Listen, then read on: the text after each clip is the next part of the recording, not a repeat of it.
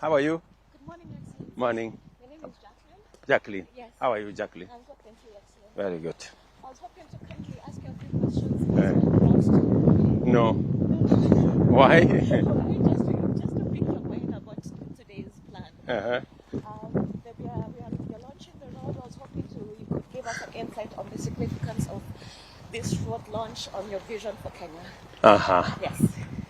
You know, this is the very first step of the plan that I laid out to the country last week. The transformation of this nation has been delayed for far too long. And it's because the leadership, those of us in leadership, haven't raised the ambition of this country sufficiently. And in the process, we delayed on the potential of Kenya to become the country that we all want it to be and the country that it should be. Yeah? So today's launch, how are you, gentlemen? Habari? Mungwana? Hello, how are you? Very good. Asante sana.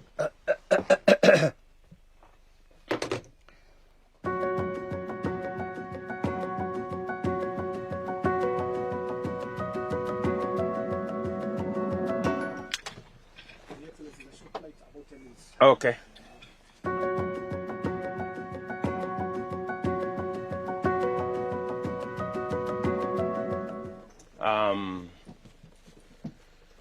What we are doing today is very significant because it is the first major highway we are building in Kenya in our 62 years of independence, or 60, whatever, 65. And number two, it is the first road of this magnitude that we are building using a private-public partnership. That we are not borrowing money to build it. We are not taxing Kenyans to build it. We are not delaying other projects so that we can build it. That we are building it using an innovative mechanism that has always been available, but we never dared. And so this is very significant for us. And it is the first step in so many steps that we're going to make. I have set out that we are going to dual close to 2,500 kilometers of road around Kenya, highways around Kenya. And this will just be the beginning. You will be seeing next year, we will be advertising more of these roads. Beginning from January, February, we will start with Kiambu Road. We will go to Northern Bypass. We will then go to all the other roads that I have listed. And when I made when I communicated the plan to the country in Parliament, many people thought it was a plan that was going to be implemented, I don't know, many years from now. No. This is a plan we are implementing from now. And in my estimation, we should be able to move Kenya from where we are today to a first world economy in 30 years. It is a reality that by God's grace, if I get to 90, I should be able to see Kenya as a first world before I move on, and so do are many other Kenyans. So this is how significant that is, because we need to get Kenyans to know that it is possible it can be done. As I said, it can be done. We have, over the years, we have developed this notion that nothing can be done. This is how we are.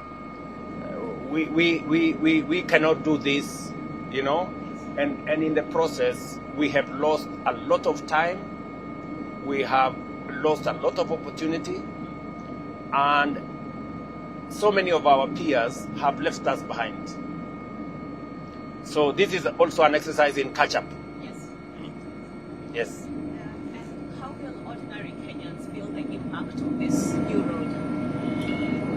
You know, everything I said, from developing highly professional human capital to making sure that we expand our education, we expand our agriculture, transform our agriculture rather, you know, to tap into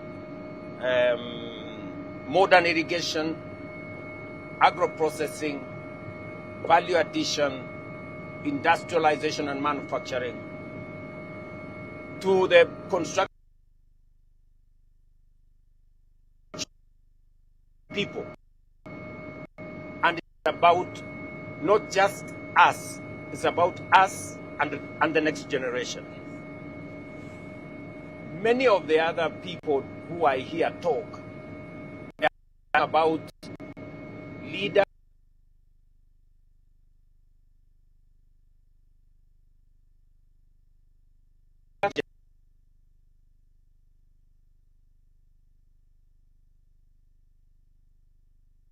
the people who are focused on the selfishness of people and positions and the next election. And those of us who are focused on the transformation of the country, focused on what is in it for the people and how to engage the next generation. So this is about people. This is about being able to them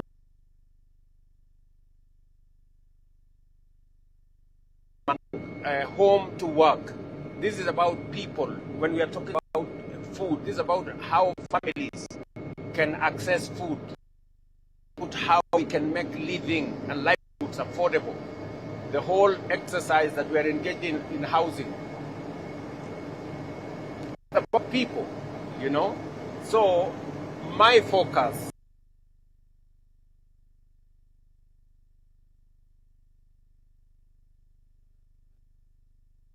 and it's about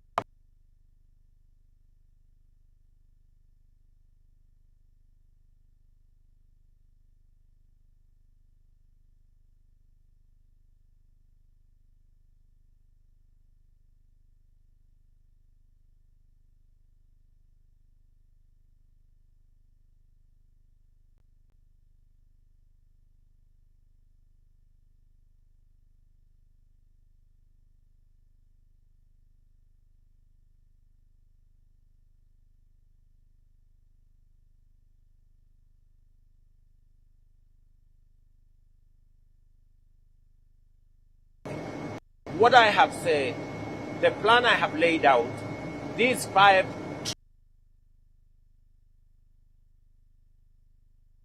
and you will see it, you know, is that by next year we should be able to put together the resources, raise for us the first 2.5 trillion next year. I'm not talking about 5 years. I'm not talking about 3 years. I'm talking about next year. Because it is possible for us to do it using innovative mechanisms, working on how we can use our resources better, how we can leverage on the assets that we have, how we can use the capital markets to unlock the potential in our assets through privatization, how we can go into the markets, you know, local and international, to raise leverage on the resources we have. That is the kind of innovation, that is the kind of new thinking, that is the kind of ambition that is going to move us from where we are to where we should be and where we should have been by now.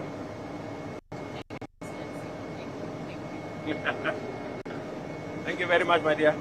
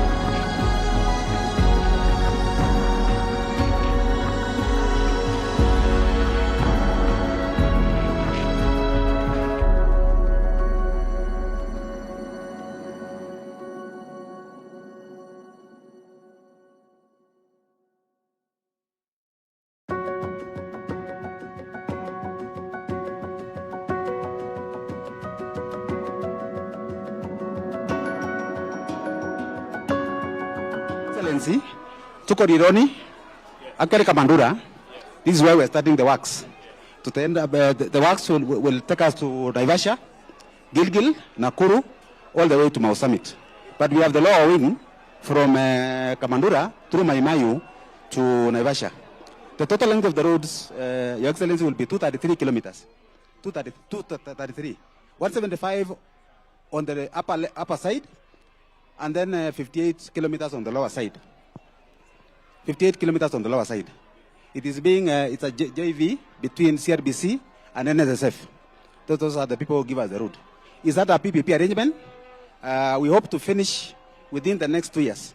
In fact, we are telling the contractor by April 2027, we should be able to use the road. And he has given us the undertaking that is going to do the road. So that is where we are, Your Excellency. Yes. Rironi to Naivasha, there are two sections, the upper side and the lower side, converging at Naivasha. This will be 4 lanes, 2 on either side. But from Naivasha to Nakuru, we are going to have 6 lanes. 6 lanes. And then there will be a viaduct in Nakuru. The road will be raised, the through road, so that it does not interfere with the traffic within town. Then now from Nakuru all the way to Mau Summit will also be another 4 lane. That is arrangement, Your Excellency. Yes. So basically these are the details for the project, and we hope that the contractor will be able to complete within 2 years, but also have a component of operation and maintenance for 28 years. So we'll be maintaining the road for 28 years using a toll charge program, a user pay program. Your Excellency, this is the way the road is at the moment. What is this? This is the road in Pictorial, the small towns within the road area, which are going to be covered by this road. Like for example, if you look at, this is kilometer 0 at Kamandura, the upper road is this other one, all the way towards Naivasha, and the lower one is this other one, through Mai-Mahiu, through Longonot, all the way to Naivasha, Korvasek and Naivasha. And this is the opposite of it from the other side. Your Excellency, this is the way the road is at the moment. This is Naivasha turnoff interchange at Naivasha town, Rironi. This is what is being done from Jamikishuru to end at Rironi, and this is the escarpment. Okay. Your Excellency will play a small video, a short video.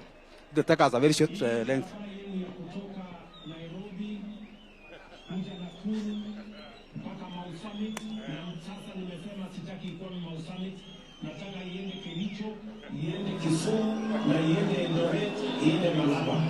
Yes, the Rironi-Mau summit today has been made a sad memory for most Kenyans.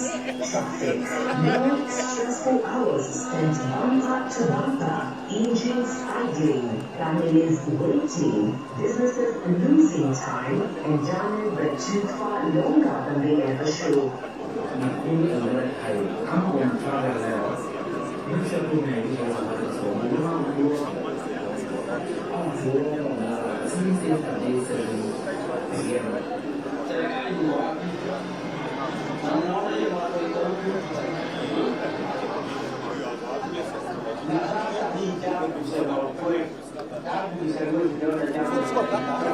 Motorists are calling for swift action by the government authorities on the construction of a superhighway due to the number of cases witnessed these past 3 months.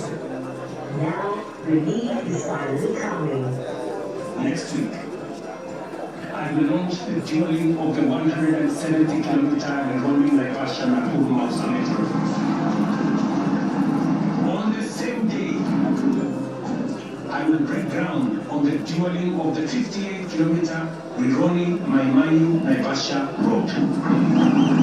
The gridlock that paralyzes these roads every day, especially on weekends and holidays, will soon, by God's grace, be a thing of the past. The upgrade will ease congestion, improve safety, and cut travel time for thousands of daily users.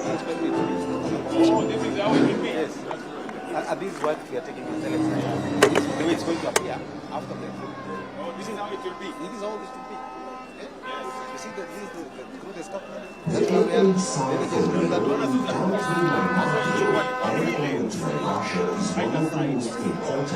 Naivasha to Nakuru. Then we shall have a viaduct in Nakuru. Families, farmers, truck drivers, cleaners, and travelers rely on this stretch. but steeples, heavy trailers, sudden fall, and the locomotives around my market have made it one of Kenya's most difficult routes to navigate. Thank you. Now, this corridor is undergoing major improvements to make every journey safer, smoother, Asante.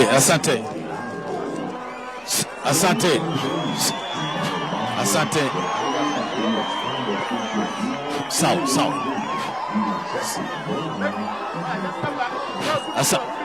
Basi haya, tumshangilie kwa makofi Mheshimiwa Rais.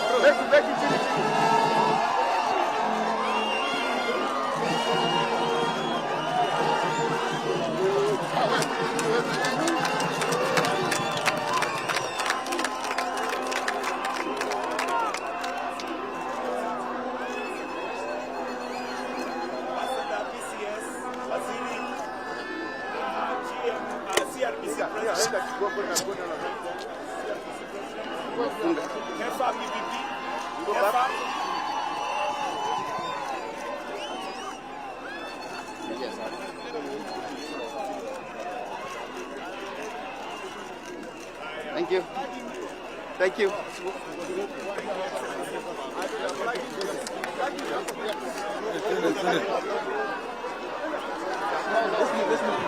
Haya, basi wananchi hoye. Basi Mheshimiwa Rais anakuja sasa kufanya flagging off ya ujenzi wa barabara hii ya Rironi kuelekea Mau Summit, na tutakuwa tunahesabu ili tuachilie magari. Tuondoke tafadhali. Haya, on the count of 1, 2 and 3. Tumshangilie Mheshimiwa Rais kwa makofi. Basi tingatinga la kwanza limeweza kuachiliwa. Tuondoke tafadhali, tuondoke tu, tengeneze njia hapo. Mheshimiwa Rais sasa anaachilia tingatinga la pili kirasmi kwa ujenzi wa barabara hii. 1, 2, 3.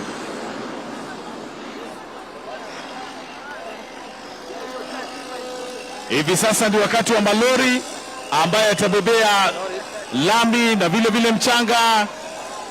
Yanaachiliwa wapi? Makofi. Lori la pili vile vile, kumbuka kuna malori zaidi ya 10 ambaye ataachiliwa siku ya leo.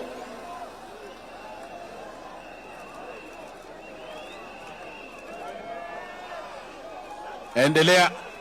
Basi tutakomea hapo kwa sasa kwa sababu ni mengi sana.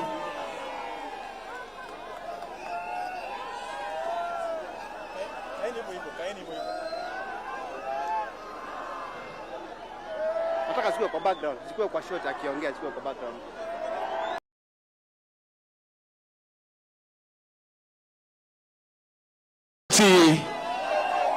Pole tu tusogee upande huu, tumpishe Mheshimiwa Rais aweze kusema nasi. Mnakaribishwa upande huu pole tu. Pole wananchi. Tuondokee wananchi waweze kusongea upande huu. Karibuni pole sana wananchi. Karibu. Tumkaribishe Mheshimiwa Rais. Pole sana, usikimbie hata kidogo. Rais uko hapa leo. Kiambu hoye. Hebu mnionyeshe alama za mikono, nione alama za mikono, nione Junior.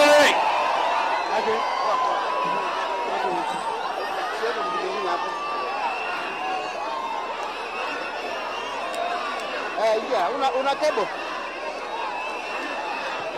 Tumetosha. 28. Haya, namwalika waziri. Hebu tutulie kidogo. Namwalika waziri aseme machache kabla tusikie kutoka rais. Mheshimiwa. Anaenda wapi?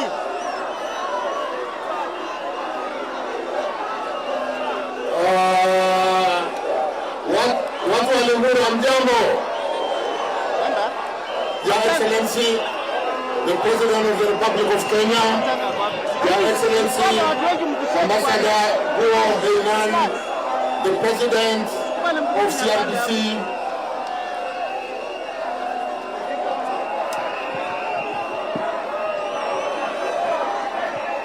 naomba tafadhali tutulie kidogo, tutawapatia chance, tutulie kidogo, tusikize waziri.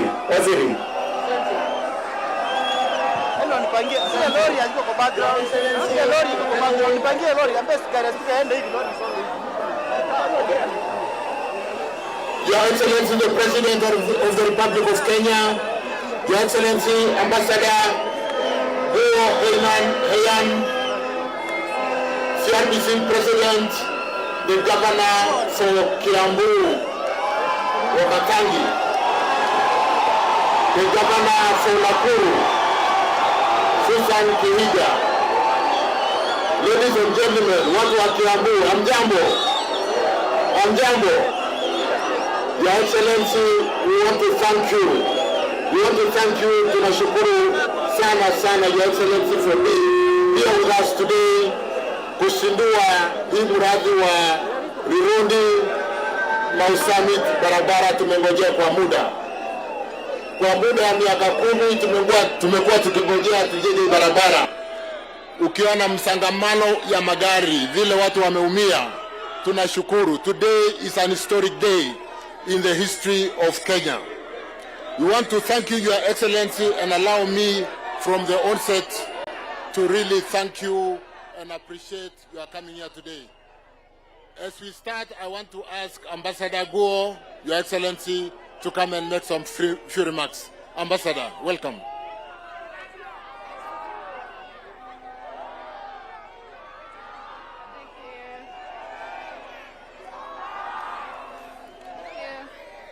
Yeah, His Excellency Dr. William Ruto, President of Republic of Kenya, Honorable Dr. Mudavadi, Prime Cabinet Secretary, Honorable Cabinet Secretaries, Principal Secretaries, Governors, all distinguished ladies and gentlemen, good morning. Jumbo. It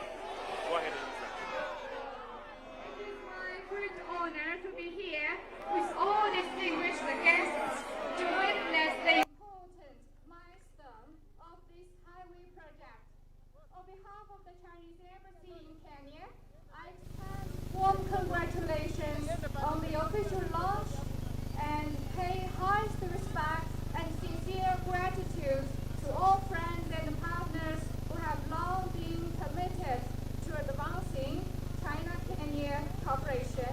I also wish to take this opportunity to highly commend President William Ruto for his leadership and significant contribution in continuously elevating comprehensive strategic cooperation between our two countries. During His Excellency's successful state visit to China this April, the two heads of state reached a series of strategic and forward-looking consensus that charted the long-term course of bilateral relations, including encouraging exploration of new opportunities for cooperation and promoting further investment in Kenya. The groundbreaking of this project stands as a flagship outcome under this framework. China is steadily advancing high-standard opening up, a key strategic task explicitly underscored in our next 5-year plan, which emphasizes building an innovation-driven, globally connected economy and promoting orderly broadening of outbound investment.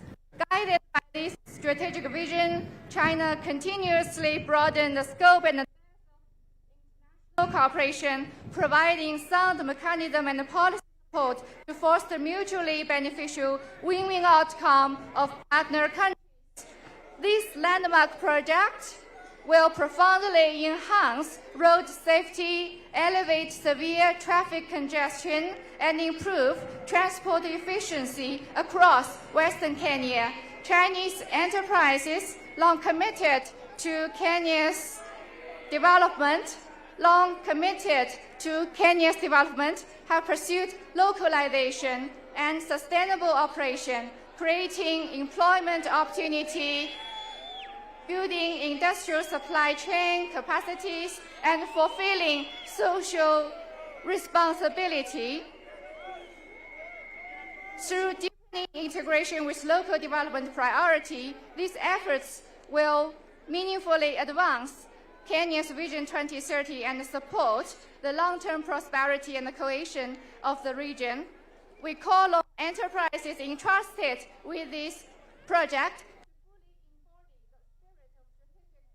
Kenya cooperation uphold the highest standard of quality, safety, and professionalism, and deliver the project on schedule.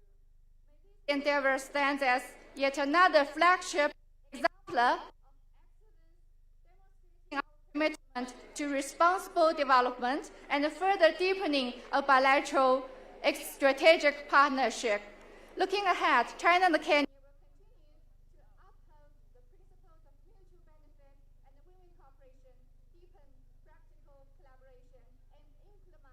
projects that enhance livelihood, support enterprise growth, and foster regional development in order to further consolidate the strategic partnership and contribute to the peace, prosperity, and sustainable development in this region. May the friendship between our two countries last forever. May this highway project a great success. Thank you very much. Asante sana. Thank you. Thank you, Ambassador. Let me invite the PCS to come and invite the President. And Your Excellency, as the PCS come, allow me to acknowledge the people who have worked tirelessly. PS Kipto, thank you so much. PS Mbugwa, DG Kimeli, and the team who have worked tirelessly, and the PPP Directorate. Asanteni sana. We've walked the journey. Thank you, Your Excellency. We plan to deliver this road within the next 20 months. Yes, asante sana. Wakenya hoye! Wakenya hoye! Uchumi wetu hoye! Barabara zetu hoye! Muriega! Asante sana. Mimi nataka tu niseme kama Mkenya, mimi ndio ma-DVD. Asante. Nataka niseme kwa niaba ya wenzangu na pia kwa niaba ya viongozi wengine wote ambao wako hapa kwamba kama Wakenya tukishikana maendeleo inapatikana. Na sasa pia kwa sababu ya umaarufu wa rais ameweka uhusiano na mataifa mengi ikiwemo moja ya Uchina, na sasa mmeona uhusiano huo na Wakenya umeleta manufaa. Barabara hii imetushika koo, na sasa mwangaza unaanza kuonekana. Muko tayari nimkaribishe rais wa Jamhuri ya Kenya? Muko tayari? Barabara hoye! Wakenya hoye! Wazalendo hoye! Taifa letu hoye! Maendeleo hoye! Asante sana.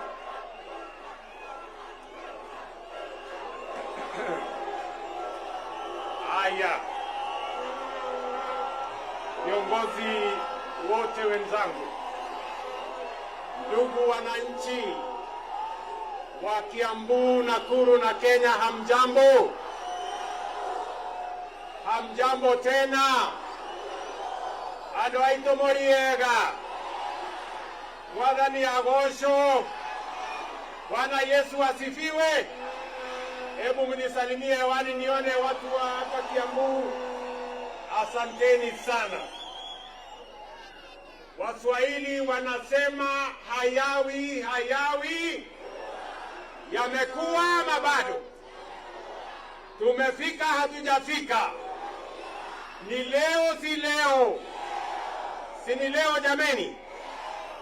Munajua mimi nilikuwa kanisani hapa Kamandura, si ni kweli? Na niliwaambia munipatie nafasi kidogo ili nirudi hapa ndio tuweze kujenga hii barabara. Hiyo ilikuwa ni kama miezi 3-4 iliyopita. Leo kwa mapenzi ya Mungu tumefika hapa leo, na tumekuja hapa kufanya tendo la kihistoria. Hii barabara ilianza kufikiriwa 2016. Si ni kweli? Watu wa World Bank walimaliza ile feasibility study 2016.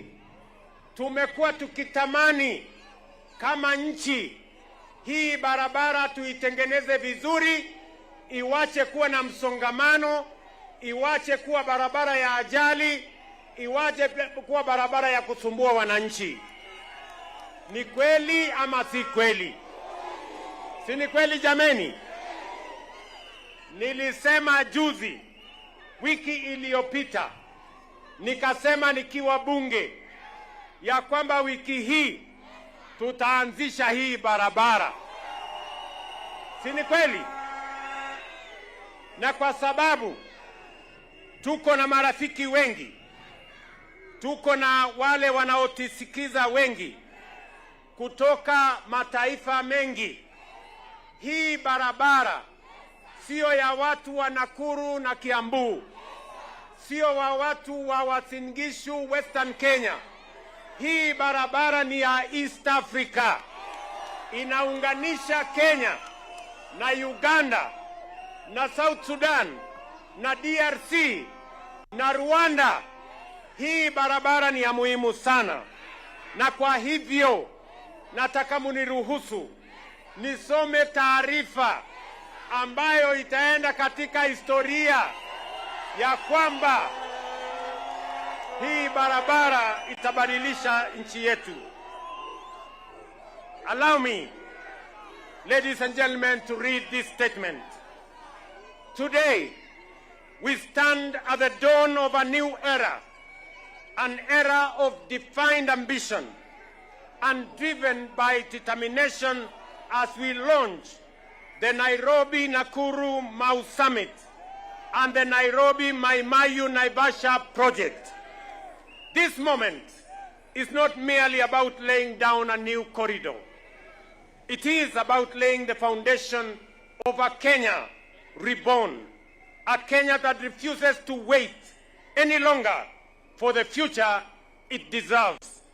For decades, our country has been trapped between options that held back progress.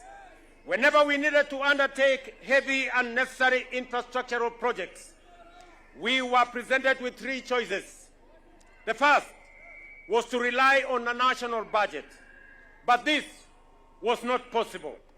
A single major highway can swallow nearly half of our entire annual development budget, even as Kenya faces competing priorities such as education, health, and other essential services.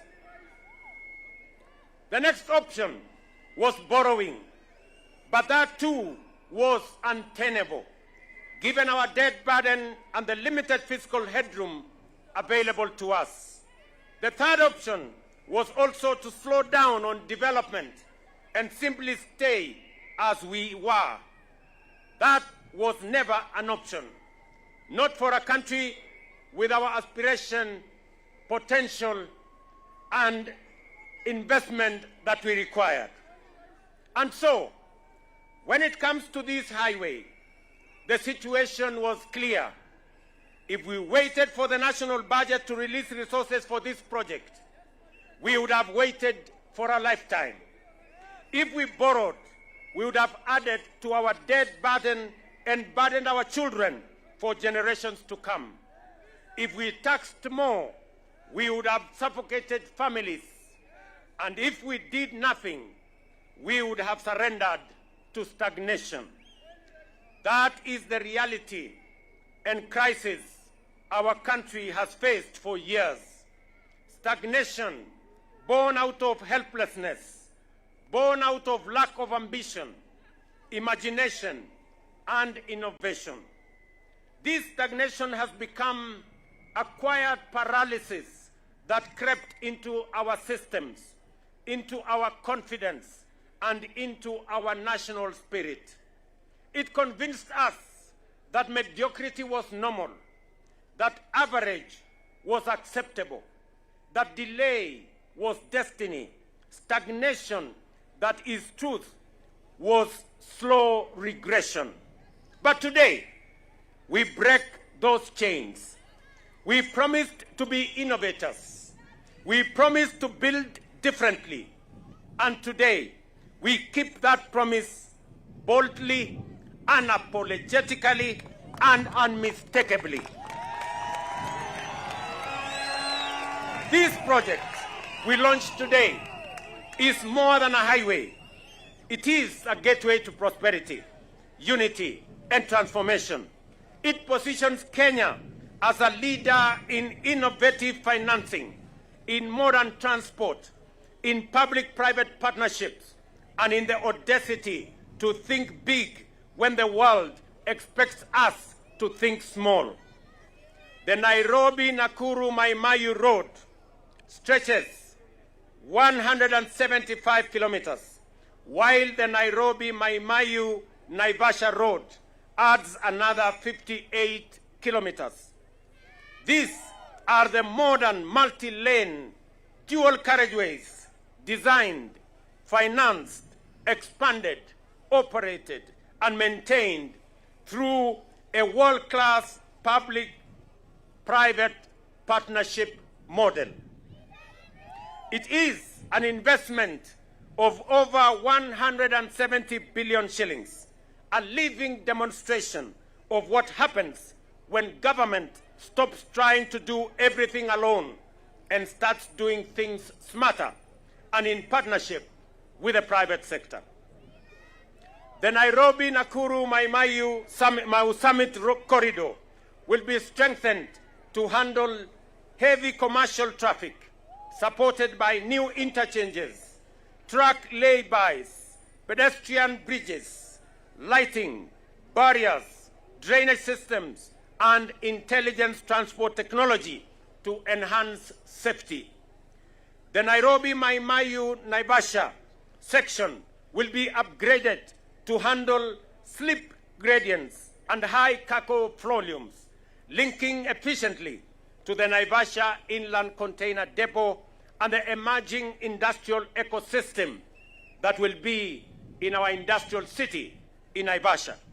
Together, these upgrades will modernize the corridor, unlocking faster, safer, and more efficient movement of people and goods, not only across Kenya, but across East and Central Africa. This route is a vital artery linking Nairobi to Uganda, to South Sudan, to Rwanda, to Burundi, to the Democratic Republic of Congo, sustaining our economy, empowering regional trade, and expanded opportunity. For too long, this corridor carried more than it could bear. Traffic consumed our time, accidents stole our loved ones, and delays cost our economy billions. Today, we say no more. With modern engineering, innovation, and accountability, this road will cut travel times, reduce accidents, and save lives.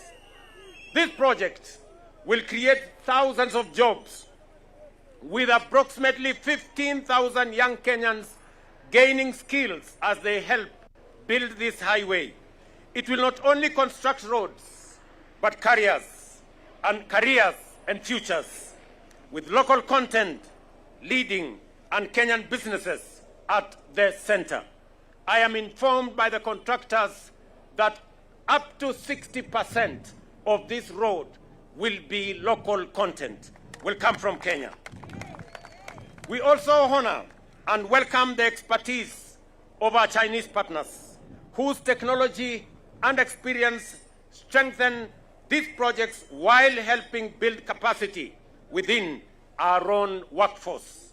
Last week, I laid out Kenya's roadmap for a first world economy. Today, that roadmap moves from words to reality.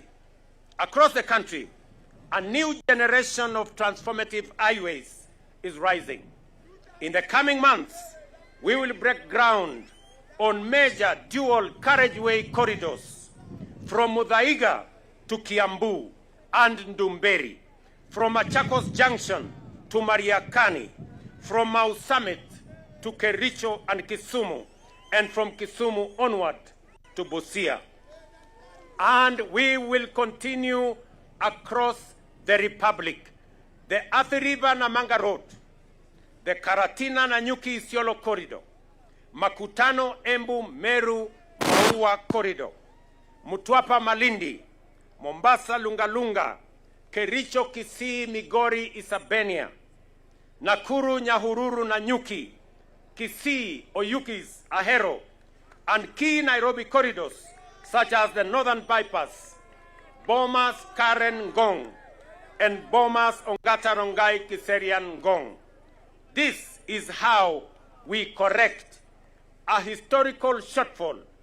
Since independence, Kenya has tarmacked only 22,000 kilometers of road. Over a similar historical period, a nation such as Japan has built more than 1 million kilometers, a contrast that underscores the scale of our long-standing infrastructure gap. This new Kenyan path centers on investing in our people through enhanced education, expanded STEM programs, and increased research funding. It commits us to become a net exporter by scaling up water harvesting and storage, irrigation, and agro-industrial production through extensive dam construction. It compels us to dramatically expand our energy capacity by 10,000 megawatts to power new technologies, data centers, artificial intelligence, manufacturing, industrialization, and jobs for the future.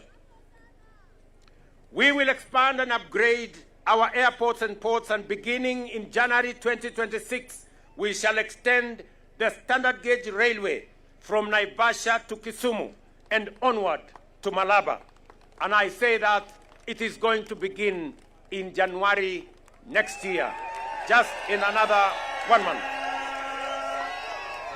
These infrastructure efforts will boost competitiveness, lower business costs, and connect Kenya more efficiently to regional and global markets.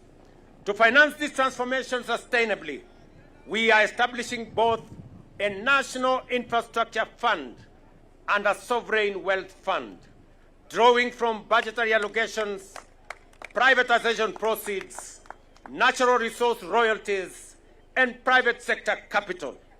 This approach will reduce our dependence on debt and build long-term national wealth for generations to come. This is how we deliver the vision of a bottom-up transformation agenda. This is how we empower farmers, manufacturers, transporters, and our families. This is how we ensure that development is not a privilege, but a birthright for every citizen in every corner of Kenya. But the work of building a nation is never the task of government alone. It belongs to every contractor, every business, every community, and everybody on this road. Together, we must guard quality. Together, we must uphold transparency. Together, we must ensure that this project becomes a beacon of pride, a testament of our resilience. Because ultimately, this is not about kilometers paved.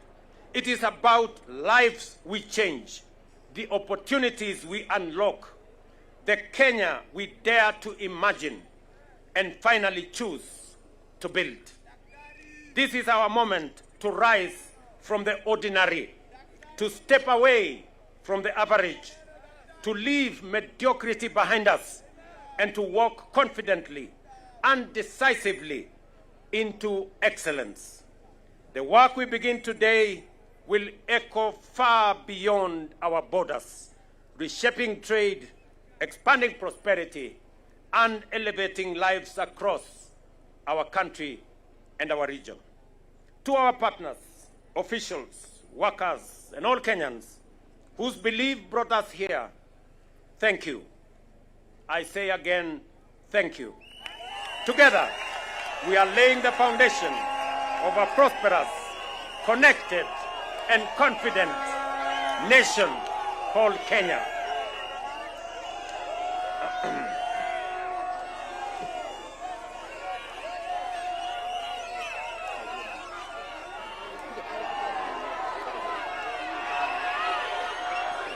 Aya.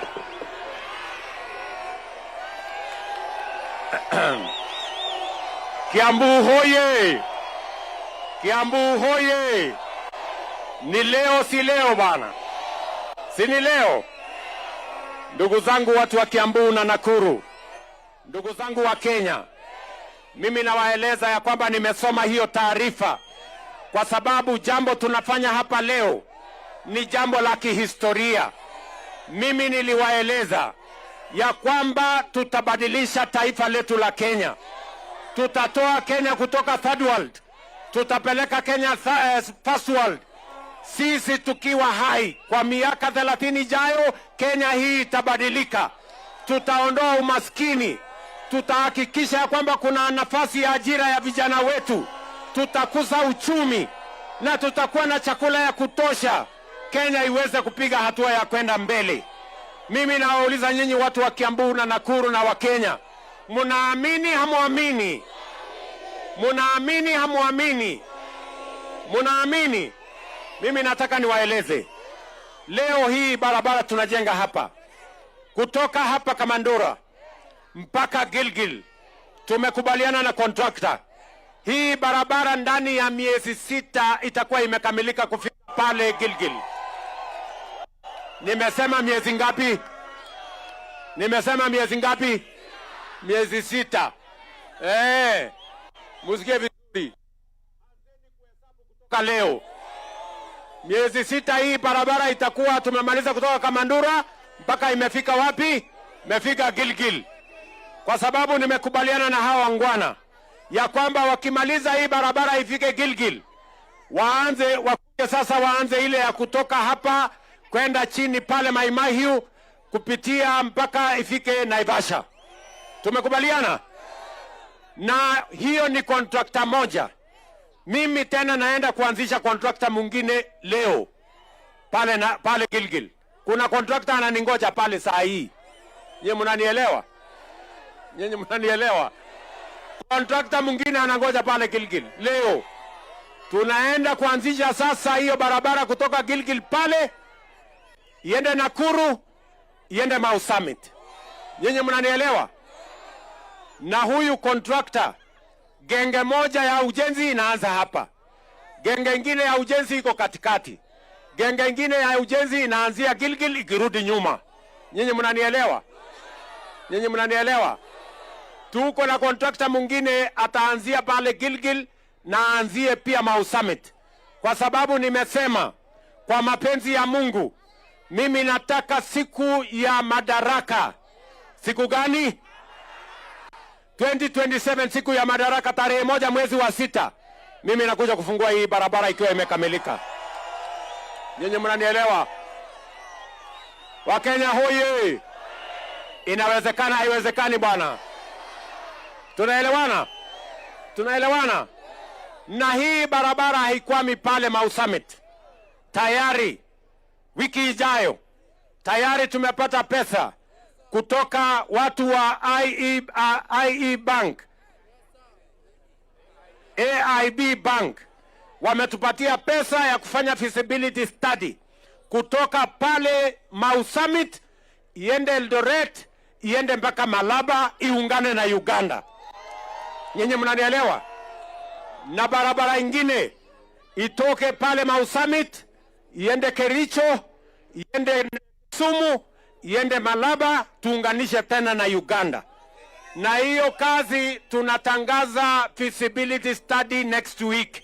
Nyinyi mnanielewa? Tukimaliza hii barabara 2027 ifike pale Mau Summit, wakati tunafungua tarehe 1, hiyo tarehe 3 mimi naanzisha ile barabara ya kutoka Mau Summit kwenda Uganda. Nyinyi mnanielewa? Nyinyi mnanielewa? Hii Kenya tutaibadilisha. I promise you, this country, hii nchi yetu imechelewa na maendeleo. Na sasa ndio tumefikia hiyo wakati ya kusema we no longer want mediocrity in our equation. We no longer want the average in our equation. We no longer want the normal and the similar in our equation. We must go for excellence. We must go for what is better than what we have today. Nyinyi watu wa Kiambu mnanielewa jameni? Kiambu mnanielewa? Mimi niliwaeleza ya kwamba maneno hii ya barabara, na nimetangaza pale bunge ya kwamba hii barabara tunafanya dual carriageway. Nimewasomea hapa barabara ambazo tutaanza kuzijenga. Sio hii peke yake. Mwaka ujao, mwaka gani? Mwaka ujao. Zile barabara zingine zote mimi nimetangaza. Next year tunazianzisha. Dual carriageway ya kutengeneza hii Kenya yetu yote. Na hiyo haitoshi. Pia nimesema ya kwamba ile Kenya tangu uhuru tumejenga kilomita 22. Sasa nimeamurisha wizara ya mabarabara, nimewaambia watengeneze ingine kilomita 28,000. Tunataka kujenga in the build another 28,000 kilometers of tarmac. Dogo watu nikienda sehemu yote ya Kenya, sikizeni ndugu zangu, mimi nikienda sehemu zote za Kenya, nikienda Northern Kenya wananiambia barabara haitoshi, nikikuja hapa Central Kenya wananiambia barabara bado, nikienda Nyanza wanasema barabara bado, nikienda Rift Valley wanasema bado, nikienda Coast wanasema bado, nikienda Eastern wanasema bado. Ni kweli ama si kweli? Ili kutatua kikamilifu shida ya mabarabara Kenya na kuhakikisha ya kwamba kila mkulima anaweza kupeleka mazao yake kutoka shambani mpaka sokoni, tunaweza kupeleka bidhaa yetu ya kuuza nchi za nje kwa taratibu na njia ya sawasawa, ni kujenga kilomita zingine 28,000 Kenya. We double the kilometers of road we have built in the last 60 years. We want to change that and build another 28 kilometers in the next 10 years. And it is possible. And we know how to do it. Wakenya hoye! Kiambu hoye! Tumeelewana? Tumeelewana? Mimi niliwaambia ya kwamba tutakuwa na mpango ambayo itatusaidia kujenga masoko, kujenga affordable housing, kujenga hostels. Nikisimama hapa Kiambu, leo nikisimama hapa Kiambu tuko na pesa shilingi bilioni 48. Pesa ngapi? 48 billion, my friends, ya Kiambu County. Saa hii tunajenga affordable housing, manyumba 22,000 ya Kiambu inaendelea kujengwa. Na nyinyi mumeziona. Si hata ndio ile nyumba si iko hapa? Si hapa Limuru iko nyumba mrefu? Ni kweli ama si kweli bwana? Si soko iko hapa, si soko kubwa inajengwa hapa Limuru? Ni kweli ama si kweli? Tunajenga soko 30 new markets in Kiambu. Ni kweli ama si kweli? Mimi nataka niwaulize hapa Kiambu, serikali gani imejenga soko 30 Kiambu County? Nani amejenga nyumba 22,000 Kiambu County? Mimi nawauliza bwana, Kiambu hoye! Hii Kenya itabadilika ama itabadilika? Na hiyo kazi yote ya kujenga manyumba, kujenga masoko ni kazi ya miaka miwili, si ndio? Kazi ya miaka ngapi? Na miaka 10 na miaka 20. Si Kenya itabadilika? Si Kiambu itabadilika? Kiambu haitabadilika ama haitabadilika bwana? Sijui kama tunaelewana. Tuko pamoja? Kiambu hoye! Kiambu hoye! Wakenya hoye! Munasema tubadilishe Kenya ama munataka tuendelee na siasa duni? Tubadilishe. Munasema tubadilishe Kenya. Na sio peke yake Kiambu tunajenga kila sehemu ya Kenya bila ubaguzi, bila ukabila, bila chuki, bila ya kubagua sehemu yoyote ya Kenya, kwa sababu mimi naelewa umoja ya taifa letu la Kenya. Na nyinyi mulinipatia nafasi ya uongozi na muliniambia ya kwamba mnapiga kura sio kwa kabila ya mtu, mnapiga kura kwa sababu ya sera na mpango na ajenda ya kupeleka taifa letu la Kenya mbele. Ni kweli ama si kweli Kiambu? Ni kweli ama si kweli? Mimi nawaomba kwa unyenyekevu, mimi nawaomba jameni, mkubali niunganishe taifa letu la Kenya. Tuungane pamoja, tuondoe ukabila, tuondoe chuki, tuondoe migawanyiko. Kenya ni moja, umoja ni nguvu, na tutasonga mbele tukiwa pamoja kama wananchi wa taifa letu la moja, taifa la Kenya. Ama mnasemaje Kiambu jameni? Ama mnasemaje? Mnasema tuungane? Mnasema tushirikiane? Tutembee pamoja? Hebu nione wala wanasema tutatembea pamoja watu wa Kiambu. Tumekubaliana? Na mimi nawaomba, kwa sababu mimi najua ya kwamba kazi ya kuendesha taifa ni kazi ngumu. Saa zingine iko na matatizo mengi, lakini kwa mapenzi ya Mungu, kwa usaidizi wa Mungu, Kenya hii tutaibadilisha. Tumeteremusha bei ya mbolea na mnajua, ni kweli ama si kweli? Tumeweka mpango mkubwa, niliwaeleza ya kwamba tutakuwa na mpango ya afya. Wakati nilienda kwa uchaguzi, nyinyi muliniambia nibadilishe mambo ya afya. Afya isiwe haki ya matajiri, watu wako na kazi na watu wako na uwezo. Mulisema mnataka afya iwe haki ya kila Mkenya. Ni kweli ama si kweli? Na mimi nawashukuru ya kwamba leo katika taifa letu la Kenya, Wakenya milioni 27.7 tayari wamejisajili kwa SHA, na tunasonga mbele kuhakikisha kwamba hakuna Mkenya atauza mali yake, auze ng'ombe yake, auze shamba yake ati kulipa gharama ya hospitali. Sasa mambo ya gharama ya hospitali tutasimamia kama serikali, tutalipa kupitia kwa SHA, na tutakuwa na bima ya kila Mkenya kuhakikisha kwamba tunawashughulikia Wakenya wote. Kiambu hoye! Kiambu hoye! Mnasema tuendelee ama tuendelee? Mnasema tuendelee ama tuendelee? Jana, si mnajua jana kulikuwa na uchaguzi Kenya? Si mnajua kulikuwa na uchaguzi jana? Mimi nawauliza, jana tulikuwa na uchaguzi katika taifa letu la Kenya mdogo, si ndio? Kutoka Mbere mpaka kule Kasipul, kutoka kule Banisa kupitia Baringo mpaka kufika huko Malava. Ni kweli ama si kweli?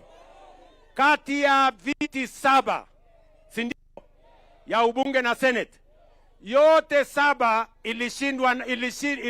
ilishindwa na broad based government.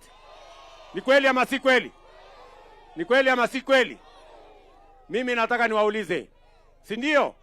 Unajua kuna watu Kenya hii wamezoea maneno ya bure. Wakikuja hapa mtawasikia ni watu hawana ajenda, ni watu hawana mpango, ni watu hawana sera. Watakuja hapa wawaambie maneno matatu peke yake, hakuna kitu kingine watawaambia. Watawaambia one term, Kasongo, must go. Sasa niwaulize watu wa Kiambu, acha mimi nawaulize, na mimi nataka niwaambie, hakuna kitu watasema hawajui mambo ya barabara, hawajui tutapata afya namna gani, hawajui affordable housing itajengwa namna gani, hawajui mambo ya SHA itaendeshwa namna gani, hawajui highway kama hii itajengwa namna gani. Nyinyi mnanielewa? Wanajaribu kutuuzia ukabila na chuki na migawanyiko. Mimi tayari nishawaambia. Mimi niliwaeleza juzi, nyinyi watu wa ukabila, watu wa chuki, nyinyi ambao watu mnaendesha sijui one time Kasongo na Masgo, hiyo sio sera. Tafuteni sera. Na niliwaambia wasipotafuta sera watachelewa. Sasa jana wananchi, mimi niliwapatia ilani, wananchi wamerudia jana. Si wananchi wamepatiwa ilani? Si wananchi wamepatia hawa majamaa ilani? Wananchi wamewaambia tena jana, tafuteni sera, tafuteni mpango, tafuteni agenda. Kama ni one time Kasongo na Masgo, chuma chenu kimotoni, mtaona kivumbi. Ama namna gani bwana? Ni kweli ama si kweli? Yes. So I want to tell our friends, we do not want a divided country. Don't sell to us ethnicity. Don't sell to us hate. Don't sell to us division. We want a united country. Tell us what your agenda is. Tell us your plan. Tell us your agenda.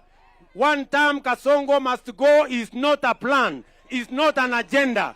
It is about a person. It is about hate. It is about the next election. We are discussing about the next generation. We are discussing about the people. You are discussing about leaders. We are discussing about the people. You are discussing about the next election. We are discussing about the next generation. There is a world of a difference between us and you. It is as different and as clear as day is from night. Nyinyi mnanielewa bwana?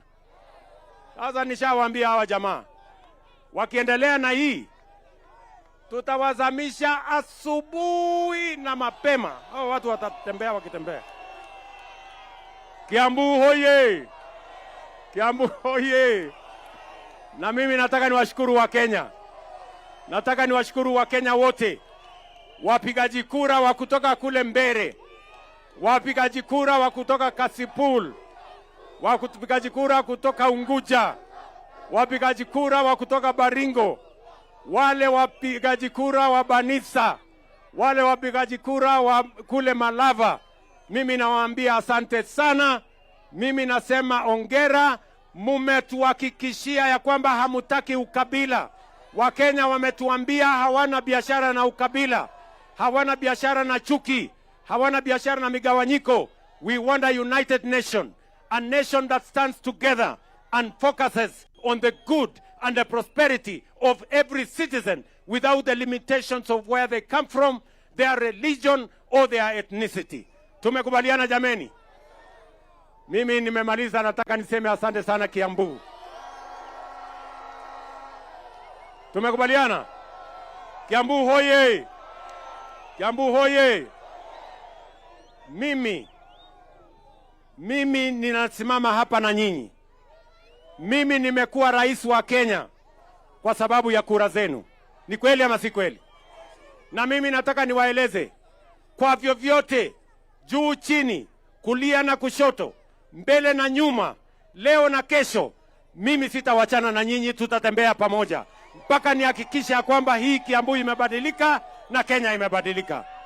Tumekubaliana jameni? Harambee! Harambee! Harambee! Harambee!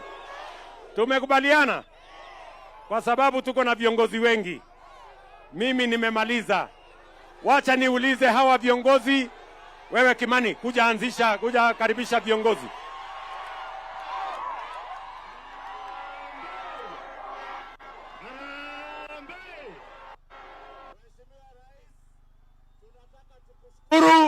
Kwa hii barabara, na kabla niseme chochote, nataka kuwajulisha viongozi ambao wako hapa, tukianza na mbunge wa hapa Limuru, Mheshimiwa Kirago, kuja tu mpunge mkono hivi. Mheshimiwa Kahangara, Huyu ndiye mheshimiwa wetu wa Limuru, Mheshimiwa Injinia Kiragu. Tuko na mheshimiwa wa Luro, Mheshimiwa Simon Kengara, mheshimiwa wetu wa Ruiru. Tuko na mheshimiwa wetu wa Lari, Mheshimiwa Mboro Kahangara. Tuko na mheshimiwa wetu wa Dagoretti South, Mheshimiwa KJ. Tuko na mheshimiwa wetu kutoka Sirisia, Mheshimiwa John Waluke. Tuko na mheshimiwa Jalango kutoka Lang'ata. Tuko na mheshimiwa wa Nakuru, mahali barabara inaenda, Mheshimiwa Gekaria. Tuko na Mheshimiwa Rais, nataka nimpe Injinia Kiragu dakika moja, gavana wa Nakuru na gavana wa Kiambu dakika moja moja. Limuru hoye! Limuru hoye! Kiambu hoye! Mheshimiwa Rais, sisi tunataka kufanya declaration ya hapa Limuru, that sisi tunakutambua vile unapenda Kiambu, unapenda Limuru, na sisi tunawauliza nyinyi, Limuru hoye! Limuru hoye! Mnazama tutam! Mumezama tutam! Mimi nawatangazia, mimi hii tatu. Haya. Sasa, hey. Sikiza, ndio. Sasa, Mheshimiwa Rais, tunajua barabara yetu ya Murengeti inajengwa next week. Kwa hivyo sisi tunasema asanti, kwa sababu wakati ulisema unakuja, uliendelea kusema utakuja na umekuja. Sisi tunasema asanti, Mungu awabariki sana. Seneta wetu wa Nakuru atupungia mkono, Seneta Tabitha Karanja, seneta wetu wa Nakuru. Gavana wa Matangi dakika moja.